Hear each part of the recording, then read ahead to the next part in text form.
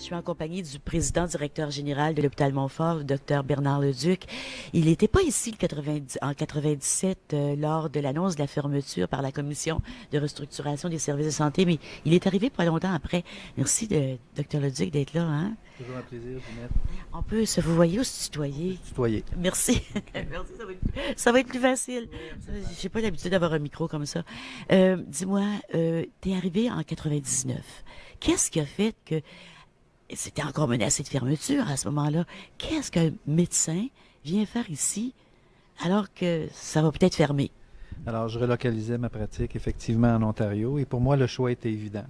Surtout que j'étais un médecin de famille et francophone de nature. Alors, se joindre à l'hôpital Montfort qui bâtit les services basés vraiment sur la médecine de famille et le fait que c'était un environnement francophone. Alors, c'était clair pour moi que c'était mon hôpital de choix. Bernard, c'est toi qui as pris la relève de Gérald Savoie lorsqu'il a quitté. Bien sûr, c'était réputé, l'hôpital Montfort était réputé pour sa chaleur humaine, pour ses soins personnalisés. Mais c'était petit, là. Il y avait à peine 600 membres du personnel lorsque tu as pris ça en main. Aujourd'hui, vous êtes 1800. Comment tu as fait, comme directeur général, comme PDG, pour maintenir cette atmosphère? Ben, je pense que c'est pas le PDG qui maintient l'atmosphère, mais je pense que ça a été important pour nous là, tout au long du recrutement, en tout cas sensibiliser les gens sur le rôle particulier de Montfort, hein, qui est de préserver la langue française, prévenir l'assimilation, puis transmettre la culture. Ok, donc cet élément-là, mais aussi de s'assurer qu'on avait du personnel qui était fidèle aux valeurs de l'hôpital, ok, de respect, de compassion et d'apporter cette chaleur humaine-là. J'ai entendu tantôt Rémi qui parlait, c'est dans notre fibre, c'est le fait qu'on est francophone. Je pense qu'effectivement, il y a une certaine potion magique qui fait que on a cette chaleur humaine, en tout cas, assez présente et assez forte. Quelles ont été les grandes innovations ou les grandes nouveautés à Montfort depuis les 20 dernières années? Récemment, il y a l'Institut du savoir, mais il y a plein de choses. Peux-tu en mentionner celles, selon toi, qui sont les plus importantes? Ben, de façon principale, l'hôpital a doublé. Donc, tous ses services ont doublé. On a renforcé tous nos départements.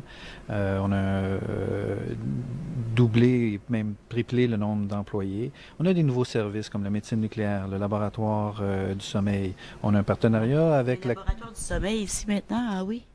Ah oui. Le laboratoire du sommeil qu'on n'avait pas avant la crise.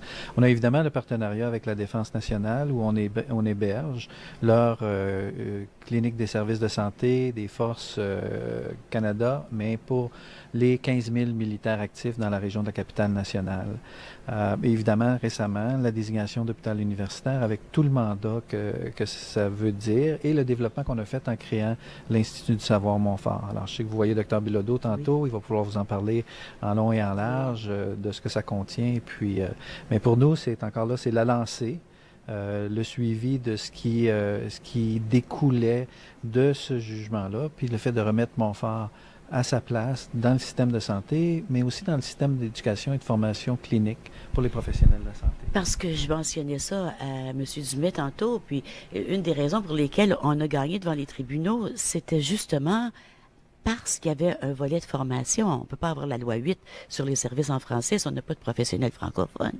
C'était une composante importante, effectivement, que la commission n'avait aucunement considérée. Alors oui, c'était un angle important au niveau de l'argument, mais plus que ça, c'était le rôle d'avoir une institution en santé, puis l'importance qu'une minorité de langue officielle accorde à la présence d'institutions.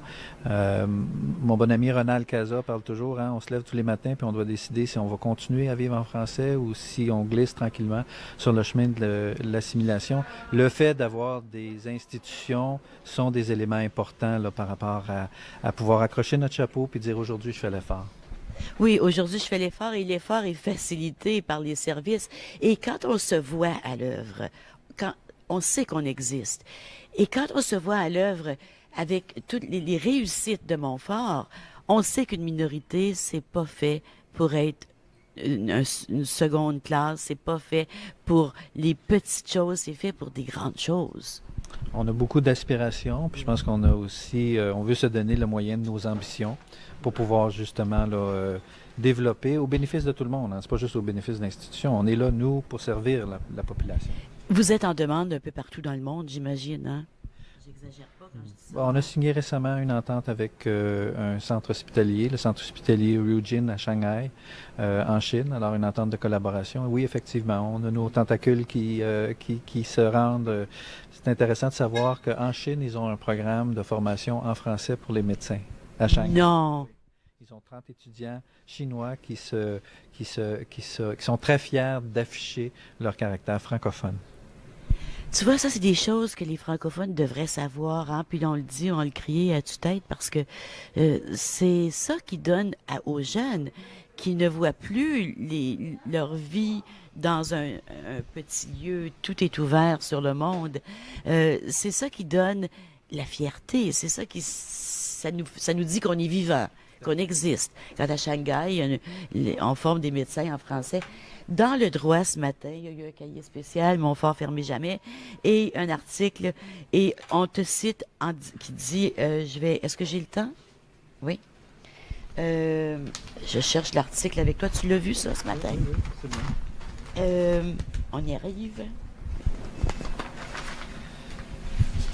T'es en dernière page, je pense. Oui. Ça dit le meilleur est à venir. Et tu dis, je ne veux pas que Montfort soit connu comme l'hôpital qui a presque fermé et qui a été sauvé par la communauté. Je veux que l'hôpital soit reconnu pour ses soins exemplaires et pour la qualité de ses services.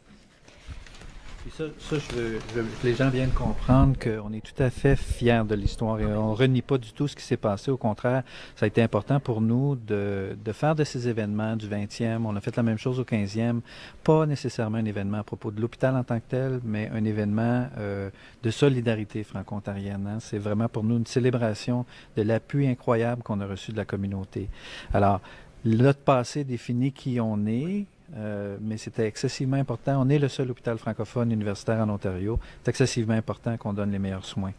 Ah, puis moi j'abonde dans ce sens-là aussi. On peut pas avoir une attitude défaitiste puis toujours dire on est en danger de mourir parce que sinon les jeunes s'associeront certainement pas à des groupes qui disparaissent. On veut faire partie des gagnants. Absolument. Et l'hôpital fait partie des gagnants. Merci beaucoup Bernard, ça a été un grand plaisir. Toujours un plaisir. Puis merci à toute la communauté de nous appuyer.